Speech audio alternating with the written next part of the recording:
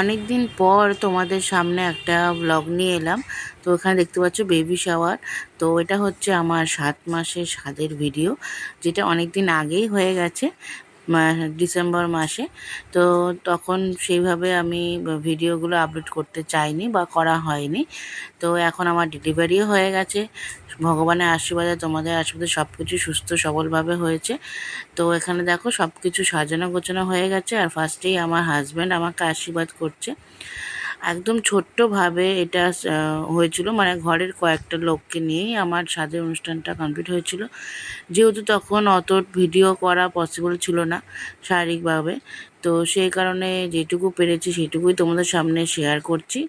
এরপরে মা আমাকে আশীর্বাদ করছে, আর এরপরে আস্তে আস্তে দিদি, মাসি শাশুড়ি এরা আশীর্বাদ করবে। একদম ছোট্টভাবেই আমার সাধের অনুষ্ঠানটা ঘরে কমপ্লিট হয়েছিল।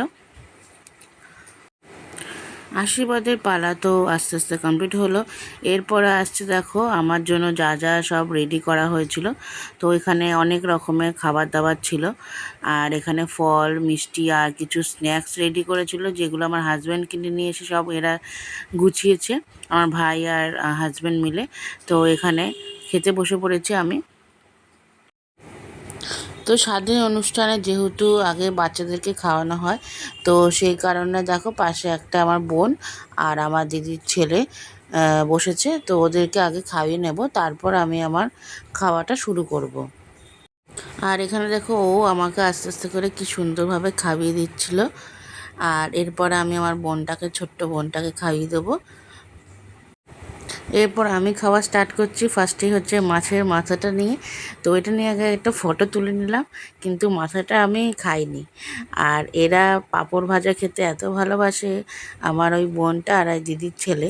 তো ওরা দুজনে একটু একটু করে পাঁপড়ের জন্য খুব বায়না করছিল, আর আমিও এখানে আমার খাওয়াটা আস্তে আস্তে করে কমপ্লিট করছি।